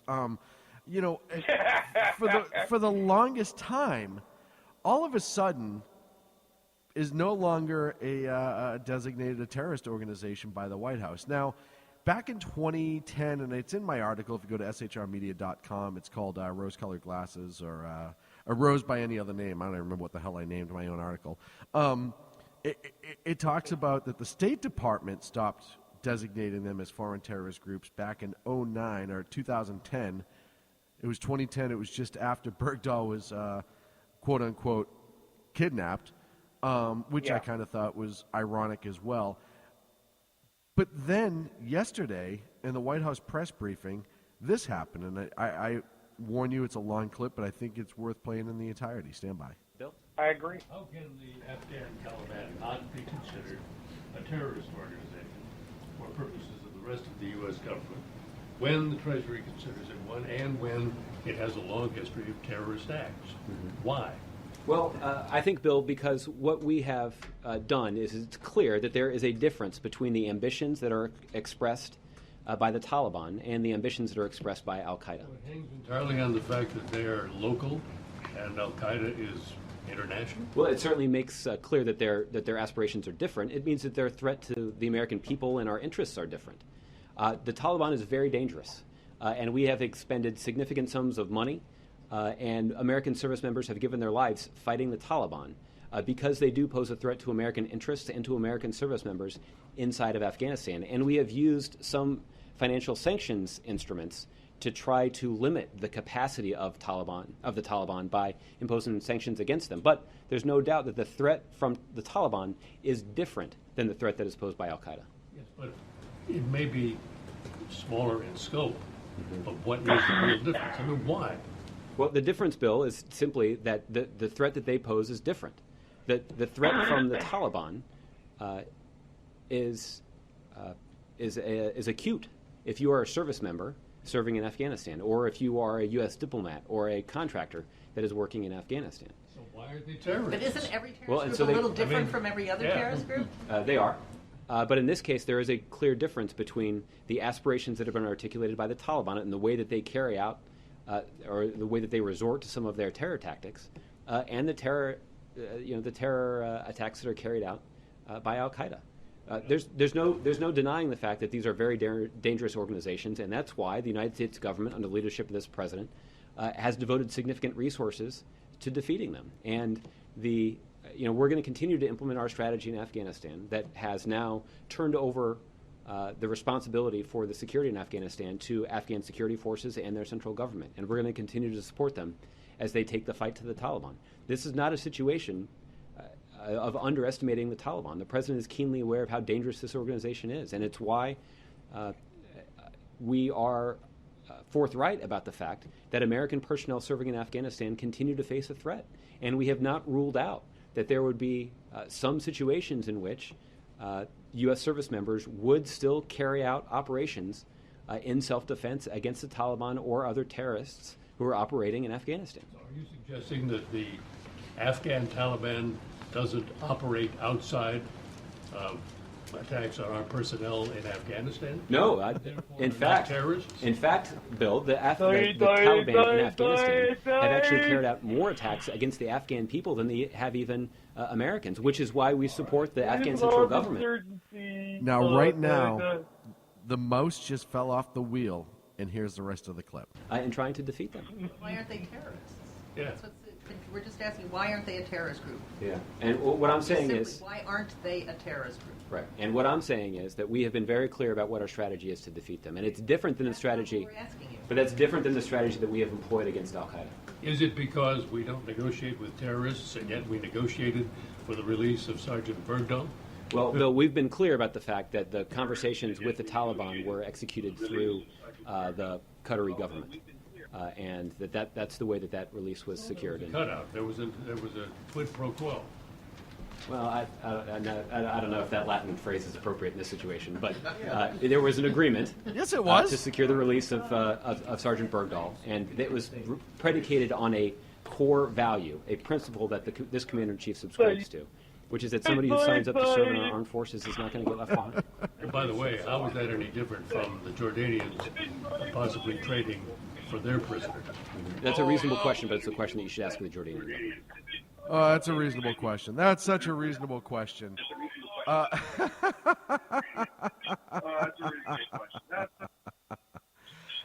Ken, you're still with us here on the exceptional one himself. So, Ken? Yes, sir. Oh, okay, good. It makes your brain leak a little bit, doesn't it? Like, can you honestly just? It's one of the. I know that. I'll tell you right now. The White House spokesman there better find the nearest burn clinic because he's got some damage, and all I'm saying they've done wonders with skin grafts these days. So I want to run down a list of countries or groups that we consider a terrorist group, but not the Taliban. And all of these, let's see, all of them are an immediate threat to America. The Liberation Tigers of Tamil, the Tamil Tigers. Let's go down. The Real They'll Irish be playing Republic. ISIL next week. The Real Irish Republican Army. I don't know if they saw the movie with Harrison Ford, and I think it was Clear and Present Danger, or one of the other ones, the Jack Ryan ones, and thought that maybe they were coming for us, so that one's on there as well. Let's see. No, that group actually is. Hezbollah, Al-Shabaab. Let's see. Other groups who regularly attack us. The Communist Party of the Philippines. I can keep going. The Kurdistan Workers' Party, or the Kongagel, Dungadin. I don't know how to pronounce that. Yeah. But, and on and on and on. And recently delisted groups, the Japanese Red Army, the Taliban, United States Defense Forces of Colombia. I don't even know what that is. I'm not kidding. You can't make this stuff up. You can't. The Mujahideen in Iraq and Iran, the Moroccan Islamic combatant groups, no longer terrorists. Manuel Rodriguez Patriotic Fight in Chile. And the Taliban. Now, Ken, is it safe to assume that the Taliban is no longer a threat to America? I think it is a reasonable understanding here that they are a armed insurgency, not to be confused with an unarmed insurgency or a armed terrorist group, or even more malignantly, an unarmed terrorist group. You see, one of the problems here is that the issue is not being pertinently considered about the arming of these particular groups. And if we finally come to an understanding that it is the arm and not the group, then we will know that the problem can be resolved if we just disarm all of these particular groups, and thus we will not have to worry about whether they are labeled. I hate people who are labeled. So, yeah, I understand exactly his thinking there. I just can't figure out why conservatives haven't come around to understand his thinking. Well, we're hate mongers. Yeah. Listen, as I said in my article yesterday, it comes down to simple. They found a way to be right. They knew that at some point somebody was, if they charged Bergdahl with treason, or they knew way back when that Bergdahl was going to come back and bite them in the rear end at some point. I really feel that it's twofold. Bergdahl, and they know that now we're about to pull out of Afghanistan. The Taliban is eventually going to come back into control in Afghanistan, and we may have to negotiate with them as well then. So what do? Instead of dealing with the Taliban the way they need to be dealt with, as we've talked in the past, militarily, and really just making them fear, making them afraid to attack us because of retaliation, we just pull them off the terrorist watch list and change their name, change their designation. Now they're an armed insurgency, as the press secretary went on to say. They consider them an armed insurgency. Notice how no one asked if the State Department had a list of armed insurgencies. Well, no one in the asked reporter's that question. defense, And as far as my research goes, the State Department does have a list of armed insurgencies. Where is this list of armed insurgencies? Does that include the guys that go out on the weekend at the Ponderosa and bang a couple of bucks and bring them back home? Are they part of that armed insurgency? Ken, mark my words. I am going to email the press room for the State Department tonight and request the list of current armed insurgency groups that we negotiate with. There you go. Just to see what the response are going to be. I just want to see what the response is going to be to that, because it's going to be interesting to say the least. Well, but it's like everything else. If you change the name of something, and I brought this point up today, nobody would die from cancer tomorrow if we changed the name from cancer. If we change the name from cancer, nobody will ever die of cancer again. We just eliminate the word cancer. It's like when they don't want to call it Islamist extremism or Islamic terrorists. They call them a few bad actors or people who pervert the religion of Islam. They do whatever they can to get away from that. You change the name. And I said in my article, it's funny. What if they change, they call us right-wing extremists and teabaggers and everything. What if all of a sudden those names start, we already know that the military is being trained to deal with potential insurrection in this country because they've been asked questions. First of all, they've had domestic terrorist groups in their trainings be right-wing extremists, et cetera, as part of military training. That's a fact. That has happened. Your own government, in a way to deal with terrorism stateside, has done so by using Americans as the insurgents, which is just amazingly frightening to me. So the potential is there. What if they change our designation? All of a sudden, anyone who votes with an R next to their name or speaks conservative talk or anything like that is considered an enemy of the state because, they're trying to cause an insurrection. Well, I know we are technically, but I mean technically. I mean make the list, and not the list nobody sees, but the public list. Because it begs the question, is this the next step for them? We look at how we get treated when we call the administration, we call the left on certain things. We look at what they do. They don't have the argument we're trying to have with them. They have the argument they want, and then they call us names. They have the emotional argument versus the literal argument, and then to bolster their point, they call us names and call us extremists. And that's the amazing part, is I can't get the President of the United States to say Islamist extremists, but Harry Reid will call real conservatives right-wing extremists. I agree with you wholeheartedly. It is the most frightening and insane thing on the face of the planet. Can I go one step further with you on this one? Because we all have to remember that Paul Joseph Goebbels was the propaganda minister in Nazi Germany. Not making comparison between this administration and Nazi Germany for the Al Sharptons of the world that listen to my show. But the key also point look up of all of Bernays. that... Because he did work for a president, and that's where Goebbels got all of his ideas from, a guy by the name of Bernays.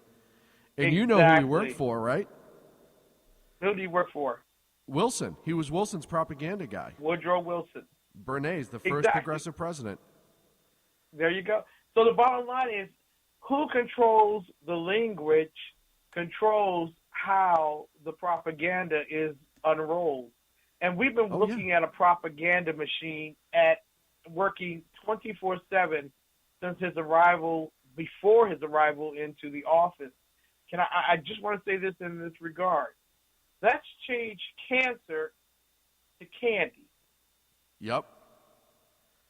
Now, you no longer have the crisis of cancer, but everybody eats candy. And now we have a real crisis in America because now cancer is candy and everyone's impacted by that. And who's going to hold all of this together but the government? Only the government can solve this particular problem and issue.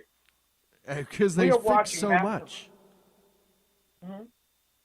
Because they fix so much. No, I agree with you. I agree with you 100%. And think about all the things that they've changed the name of over the years to make it sound nicer and better and then ram it back down our throat. Abortion's one of the key ones. I mean, think about all the different names they use for abortion, how they make it try to sound better than it is. And I don't care if you're pro-abortion or against abortion. The simple fact of the matter is it's abortion.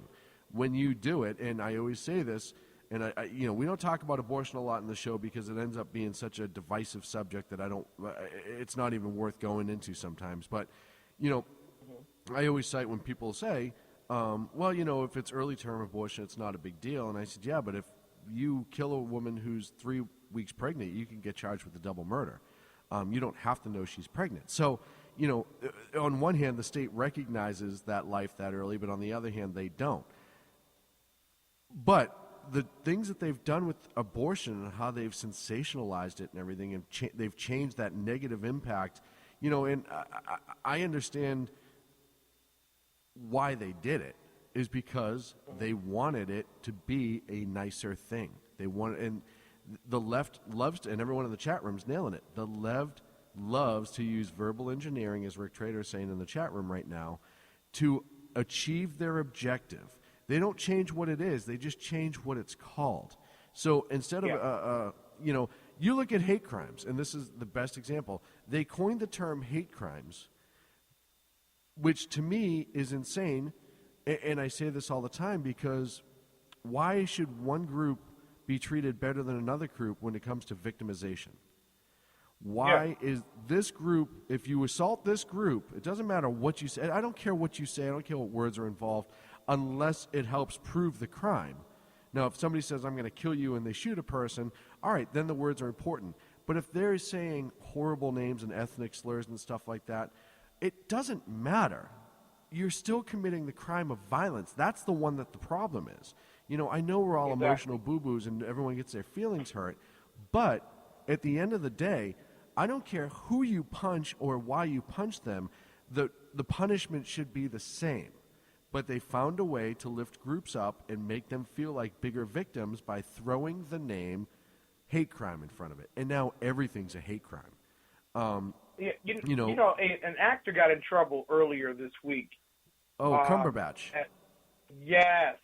Yes. For his statement about the Negro. And since we're going towards that month of the year that we're given to recognize the great achievements and accomplishments of only 28 black people.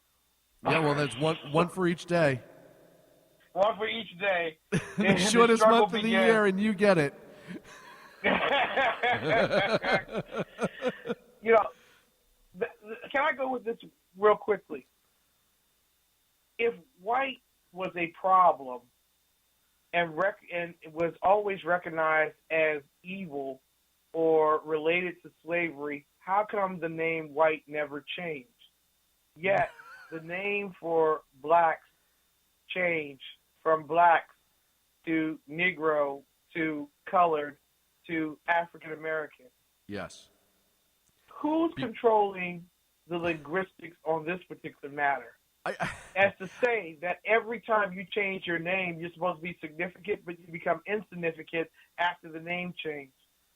We have groups of people who are using language to destroy what was always the intended purposes of our country, and that was to be e pluribus unum, and that we are one under the life, liberty, and pursuit of happiness, as written before by Jefferson. And when you start looking at people and feeling that people of certain colors and religions and sex need to be lifted up more, and you do that by pushing down other groups, then there is no longer equality. People are not being treated equal. There is favoritism. And that same favoritism is just as prejudicial as holding one group or another down based on those same exact things. And it's a good place I wanted to wrap the show up because, it's looking more and more, well, it's almost a done deal now, that the Justice Department will not be filing charges against Officer Darren Wilson, even though they've destroyed his life. I mean, I figured at this point they might as well, I really thought they might as well put the boot all the way to the neck and just hem him up on it, because if you're going to go that far into it, you might as well fully destroy his life. But no, they're just going to lead him his life bleeding, if you will, and not enough to kill him, just enough to make him really uncomfortable for the rest of his days. And you've destroyed his life by these false accusations, even though all the evidence, and it was early on that all of us saw the video of the body laying in the street and the two guys talking off to the right about what really happened. It was within 2 or 3 days that video surfaced, and we all said right away that those two were the best people to judge that situation because they didn't know they were being recorded. Yeah. And come to find out, everything they said was essentially 100% true. But instead, you had this country be torn apart almost at the seams over race relations. It's continuing to go on. It is, and you look, that leak that they're not going to prosecute him, that was intentional. Look at how long it's been, and they talk about it here and there, a couple days, blah, blah, blah, blah, blah, because they don't want it to be the big hit that they know it would be if they just came out and announced it. So they're going to give people time to to kind of swallow it and let it roll around in their stomach for a little bit, and then it'll be a little blurb on page 5. But here's a man whose life was ruined because he did the right thing. And in this country, there will be no formal apology. There would be absolutely no walking back. It finds out the Ferguson Police Department are not as racist as everyone's saying, which is the other thing the Justice Department's going to say. And yet we still have the likes of Al Sharptons and the other race pimps running around. And I talked to a friend of mine today who works in law enforcement. Guess what he's now forced to wear as a result of Ferguson? A body camera. He's wearing a body camera. And he said, I don't mind wearing the body camera. I don't do anything wrong. However, I have 2 issues. The amount of money this is costing my department over something that didn't happen. And it's taxpayer money that's being wasted on this. And B, I am now recording people who haven't provided their consent in their home sometimes to be recorded. And he feels like it's a violation of people's Fourth Amendment rights. And the people who are afraid of Big Brother, Big Brother, Big Brother's everywhere, Big Brother's everywhere, guess what? You just asked for this even more. And you're finally getting what you want. And mark my words, it's only a matter of time before there's an instant cross-reference for people where your face will show up on that camera and it's going to immediately process through a system. And if you have any issues with the police, you're going to know it right away. It's scary. Exactly. It's I think scary. Forget the 90-day rule by these particular state institutions that are trying to implore us to give up our Fourth Amendment rights. You need to be fighting the good fight right here, right now, against the leftists and the progressives who have decided that a police state is what this country needs. No, what this country needs is a police state in which you, the American citizen, police the American police. And you can only do that by having a local force and not a national one that's prescribed to indicate that you're guilty before you are considered innocent. I just want to say one other thing. I thank you so much for allowing me to come on the air with you on Stockheads Radio tonight, which is the best in urban conservative. Well, no, that's my show. The best of late night conservative talk. Live from the nation's capital. Oh, wait. There you go. But I want to say this. A lot of people think that I might be disheartened or hurt about the jokes that we make about race. First and foremost, I am an American. So I am not subject to racial stereotypes. Secondly, Stockheads Radio, these are my great, great friends. And I love them. We joke about this stuff all the time because we don't take this stuff seriously. We believe that the Constitution settled everything that Al Sharpton and Jesse Jackson are still fighting for. The Constitution's made us free, or at least observed us to be free, and it's us who are responsible to live free or die. I want to thank you so much for having me on the show tonight, man. Hey, man, you know it's always a pleasure. I also, I try to remind people that when they get off on their little racial tangents, I always say to them, do you know that one of the first people to die for our nation was an African American? And I can even tell you his name. Or colored or black. I can tell you his name. I've even been to his house where he was born. His name is Crispus Attucks. You know why I know that? Because I judge Americans as Americans. I don't care what color their skin is. I worry about the content of their character, which a very, very wise man once told us about, and I believe that to this very day. And if you can't turn around and have a little bit of fun and poke fun at yourself and each other, we've lost as a country. I've said that before, and I'll say it again. We have to find the humor in the little things that separate us. And I have a friend of mine who's actually Arab, and he goes, hey, you know what? Stereotypes are there for a reason on one hand, but more importantly, they're just funny sometimes. And it's true. That's right. Trust me, as an Irish American, I always say this all the time. My people, quote unquote Irish American, but of Irish heritage, my people were brought over here as slaves at the same time. People forget about that.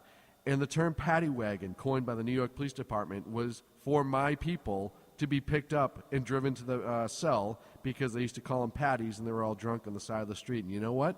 It's one of my favorite vehicles I see on the road nowadays is a paddy wagon, because I know that my culture and my heritage had something to do with that need.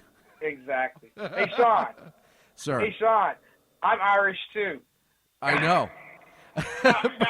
but only from the waist brethren. up.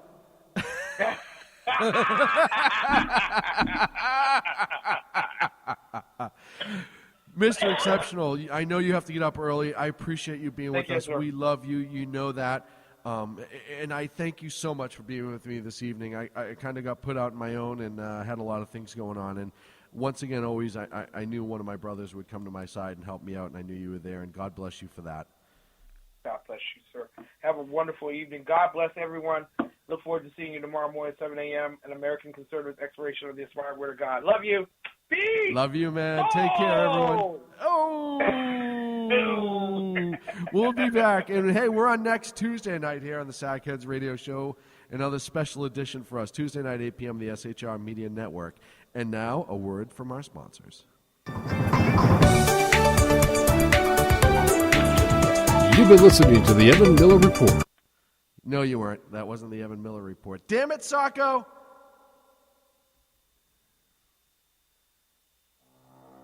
In a world controlled by corrupt politicians, You got a business. That you didn't build that. a team of ordinary men emerge from the ashes to give voice to the voiceless and hope to the hopeless. Sackhead Sean, Dude, I'm not saying cow for the stupid pro. Sackhead Clint, All good friends of ours usually show up drunk.